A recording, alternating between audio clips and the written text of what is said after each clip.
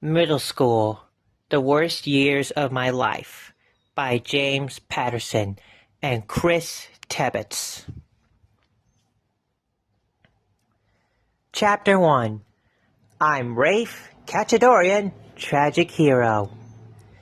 It feels as honest as the day is crummy that I begin this tale of total desperation and woe with me, my pukey sister Georgia, and Leonardo the Silent, sitting like rotting sardines in the back of a Hills Village Police Department cruiser. Now there's a pathetic family portrait you don't want to be a part of, believe me. More on the unfortunate village police incident later. I need to work myself up to tell you that disaster story. So anyway, ta-da! Here it is, book fans, and all of you is in need of AR points at school. The true autobio of my life so far. The dreaded middle school years. If you've ever been a middle schooler, you'll understand already. If you're not in middle school yet, you'll understand soon enough. But let's face it, understanding me, I mean really understanding me and my nutty life, isn't so easy. That's why it's so hard for me to find people I can trust. The truth is, I don't know who I can trust, so mostly I don't trust anybody, except my mom, Jules. Most of the time, anyway. So, let's see if I can trust you. First, some background. That's me. By the way, arriving at prison, also known as Hills Village Middle School, in Jules' SUV. The picture credit goes to Leonardo the Silent. Getting back to the story though, I do trust one other person. That would actually be Leonardo. Leo is capital C crazy and capital O off the wall, but he keeps things real. Here are some other people I don't trust as far as I can throw a truckload of pianos. There's Mrs. Ruthless Donatello, but you could just call her the Dragon Lady. She teaches English and also handles my favorite subject in 6th grade. After school detention. No running in the halls. Also, Mrs. Ida Stricker, the vice principal.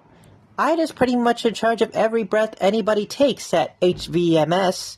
That's Georgia, my super nosy, super obnoxious, super brat sister, whose only good quality is that she looks like Jules might have looked when she was in 4th grade. There are more on my list, and we'll get to them eventually. Or maybe not. I'm not exactly sure how this is going to work out, as you can probably tell. This is my first full-length book. But let's stay on the subject of us for a little bit. I kind of want to, but how do I know I could trust you with all my embarrassing personal stuff? Like the police car disaster story. What are you like? Inside? What are you like? Are you basically a pretty good, pretty decent person? Says who? Says you. Says your rents. Says your sibs.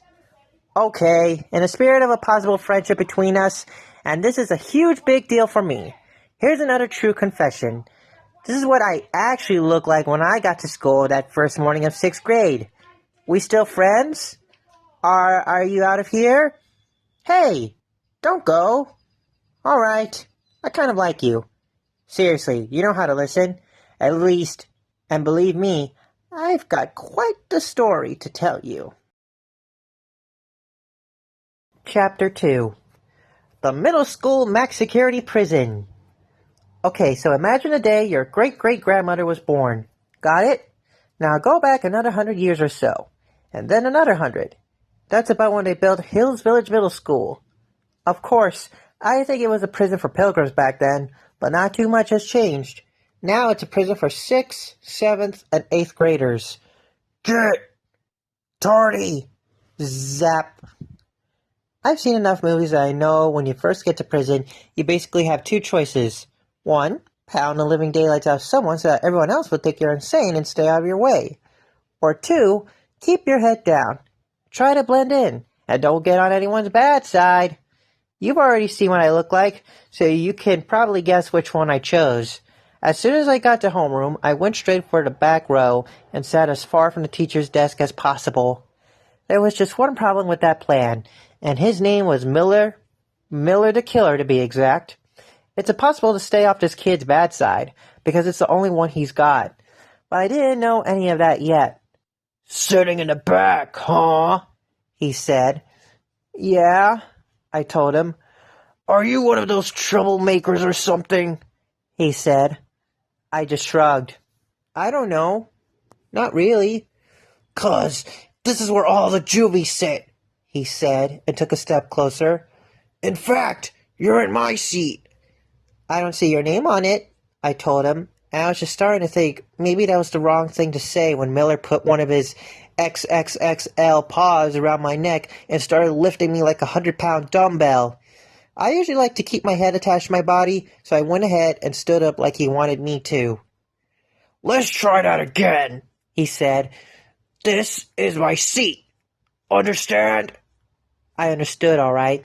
I'd been in 6th grade for about 4.5 minutes, and I already had a fluorescent orange target on my back. So much for blending in. And don't get me wrong, I'm not a total wimp. Give me a few more chapters, and I'll show you what I'm capable of. In the meantime, though, I decided to move to some other part of the room, like maybe somewhere a little less hazardous to my health.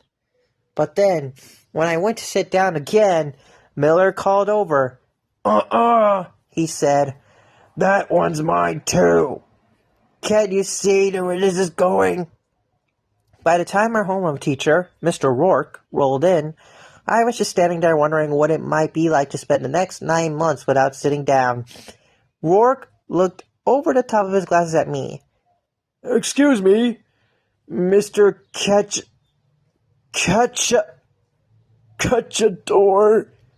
Cachadorian," I told him. "Gesundheit," someone shouted, and the entire class started laughing. "Quiet!" Mr. Rourke snapped as he checked his attendance book for my name. "And how are you today, Rafe?" he said, smiling like there were cookies on the way. "Fine, thanks," I answered. "Do you find our seating uncomfortable?" he asked me. "Not exactly," I said, because I couldn't really go into details. "Then sit down now!" Unlike Miller the Killer, Mr. Rourke definitely has two sides, and I already met both of them. Since nobody else was stupid enough to sit right in front of Miller, that was the only seat left in the room. And because I'm the world's biggest idiot sometimes, I didn't look back, and when I went to sit in my chair, which is why I hit the dirt as I went down, all the way down on the floor. The good news? Given the way things had started off, I figured middle school could only get better from here. The bad news? I was wrong about the good news. Chapter 3. At least I've got Leo. Do you remember that nursery rhyme about Jack Sprat and his wife? How neither of them ate the same thing, but between the two of them they got the job done? Same deal with me and Leo, except the fat and the lean are words and pictures. Makes sense? I do the talking, and Leo takes care of the drawing. Leo speaks to me sometimes, but that's about it. Conversation just isn't his thing.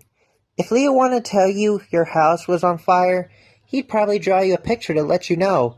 The guy is about as talkative as a giraffe. Oh, I've got 1,000 of them, ladies and gentlemen.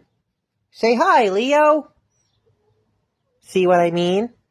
Besides, if it's true that a picture's worth 1,000 words, then my buddy Leo has more to say than anyone I've ever met. You just have to know how to listen.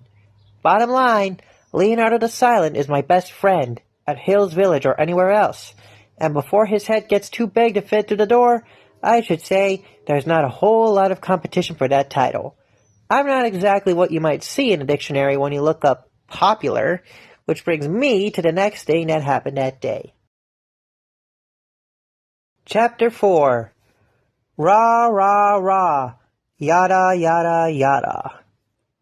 After homeroom, they usually ship us off to first period, but today was special. There was going to be a big school assembly to kick off the year, and everyone was all excited about it. Of course, by everyone, I mean everyone but me. They herded us all into the gym and sat us down on the bleachers. There was a podium on the floor with a microphone and a big sign on the wall. Welcome to HVMS. The principal, Mr. Dwight, got up and spoke first. After a speech that went something like, he brought out the cheerleaders, who brought out the football, soccer, and cross-country teams, who brought everyone to their feet yelling and screaming. Of course, by everyone, I mean everyone but me. The only things missing were the circus tent and a couple of dancing elephants. After that part, Mrs. Stricker announced that anyone who wanted to run for student council representative should come down to the microphone and address the assembly. 5 or 6 kids from every grade stood up, like they'd been expecting this. I guess Mr. Rourke might have said something about it in homeroom, but I'd been too busy waiting for Miller to drive a pencil to the back of my neck. I hadn't paid attention to too much else.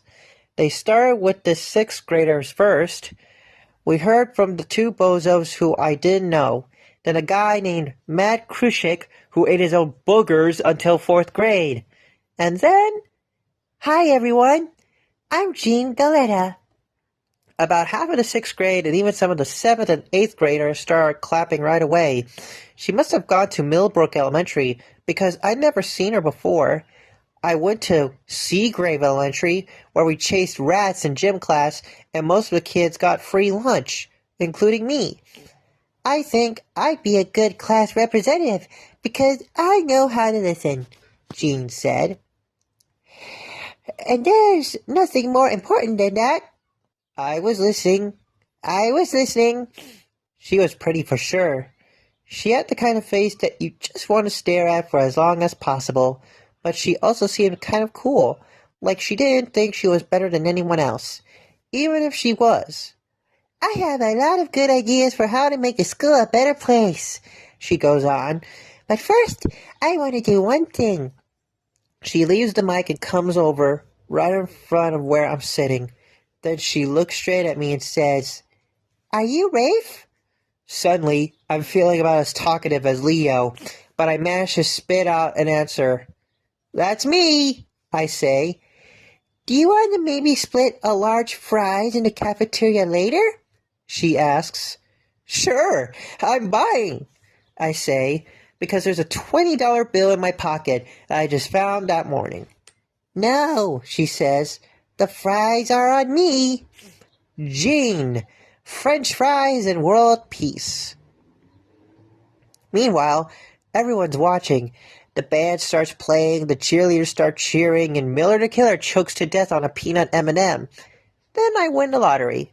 World peace breaks out everywhere, and Mrs. Stricker tells me that based on my all-around awesomeness, I could just skip 6th grade and come back next year. "Rafe Cacciadorian, please report back to Earth." "So I hope you'll vote for me," Jean was saying, and everyone started clapping like crazy. I never even heard most of her speech, but she definitely had my vote.